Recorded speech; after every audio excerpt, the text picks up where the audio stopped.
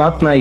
তোমরা ভাত খাচ্ছ, আমি খাবো না? আমার কষ্টে উপার্জন করা টাকার ভাত আমি নষ্ট করতে চাই না। বাবা প্লেটটা দেন, তোকে ভাত দিচ্ছি। খাবো, তুমি ভুলে যেও না এই সংসার এখনো আমার কথায় চলে। তুমি যদি ওকে ভাত দাও তাহলে ওর মতো তোমাকে ওই বাড়িতে না খেয়ে থাকতে হবে। মামা একটা সিগারেট দেন। সিগারেট নাই, তাহলে এক কাপ চা দেন। চাও নাই, টাকা দাম চিন্তা। আমি তোমার কাছে সিগারেট ছিলাম, তুমি আমার বলে সিগারেট নেই। সিগারেট বাকিতে বেশি না, আগের টাকা রয়েছে। বাইকের চাবিটা দে না, একটু মৌর সাথে দেখা করে আসি। সিগারেট খাবি? চা খা, প্রয়োজন অন্য কিছু খাবো। আমার চাবি চাইস না, আমার কাজ আছে। চাবি লাগবে না, একটু এদিকে না। 5,000 টাকা দিতে পারবি? আজকে মৌয়ের জন্মদিন তো, কিছু একটা গিফট দিতাম। 20,000 টাকা নিয়েছিলি যে মনে আছে? তুই টাকা পয়সা 2 দিন পর পরই নেস, দেওয়ার তো কোনো নামগঞ্জ থাকে না। তুই কিছু খাইলে খা, মামা টাকা পয়সা চাইস না। মামুন ভাই, ওর 1 প্যাকেট সিগারেট দেন তো। না লাগবে না, থাক। এইটা তোমার আসার সময় হলো? মানে আমি বুঝলাম না, আজকে একটা স্পেশাল দিন, আজকেও তোমার দেরি করতে হবে? কি হয়েছে তোমার? তোমার কি মন খারাপ? আমি কিন্তু তোমাকে চিনি, একটা সময় তুমি সব কিছুই করতে পারবা, তুমি অনেক বড় হবা। আর যত যাই হোক না কেন, আমি তো সব সময় তোমার সাথে আছি। তোমার মতো করে ভাগ্য আমাকে বুঝবে না কখন। খেয়ে নে বাবা।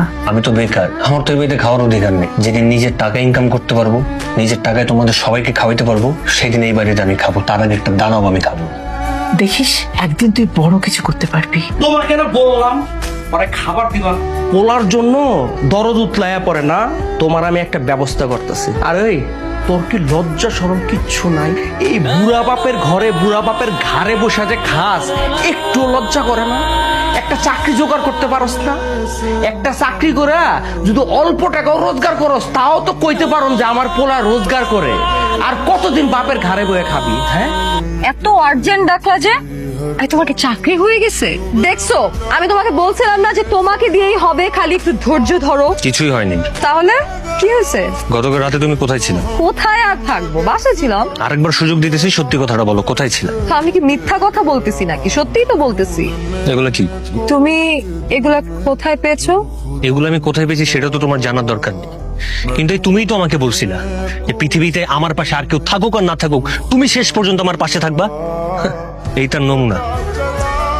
রাকিব, তুমি আমাকে ভুল বুঝতেছো। আমি তোর ভুল বুঝাবুঝি তুই তোর কাছে রাখ। আমার বন্ধু বান্ধব আমার আগেই বলছিল তোর মতো একটা থার্ড ক্লাস মেয়ের সাথে প্রেম না করতে। আমি তো শুনি নাই, সবকিছুর বিপরীতে যে আমি তোর সাথে প্রেম করছি, আর তুই আমারে কি দিছস? এইটার নমুনা। এই, অনেক হয়েছে, অনেকক্ষণ ধরে বলতেছো। আমারও কিন্তু এতদিন ধরে অনেক কিছু বলার ছিল, আমি কিন্তু কিছু বলি নাই। এই, বয়ফ্রেন্ড হিসেবে তুমি আমার জন্য কি করছো? হ্যাঁ, জীবনে কোনো একটা গিফট কিনে দিছো? সেটা তো দিতে পারো নাই। করছোটা কি? পার্কে বাদাম খাওয়াইলে আর ফুচকা খাওয়াইলেই বয়ফ্রেন্ড হয়ে যায়? শোনো, বয়ফ্রেন্ড হওয়ার কোনো যোগ্যতাই তোমার নাই। আজকে থেকে তোমার সাথে আমার ব্রেকআপ।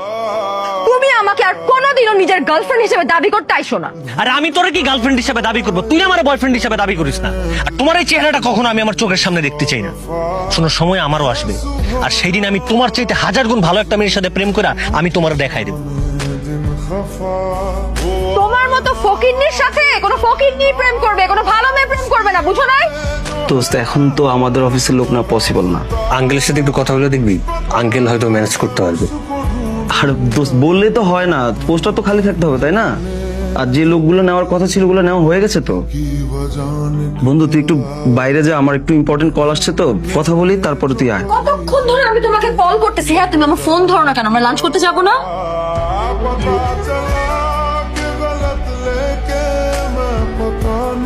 দোস্ত শোন, বয় বয়।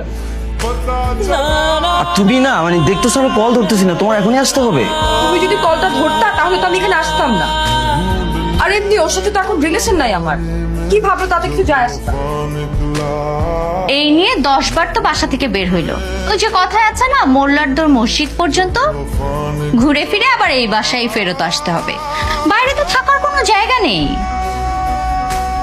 এবার এসে কোনো লাভ নাই কিন্তু। রাকিব, বাবা তুই কোথায় যাচ্ছিস? তোমরা সবাই ভালো থেকো, আমি বাড়ি ছেড়ে চলে যাচ্ছি।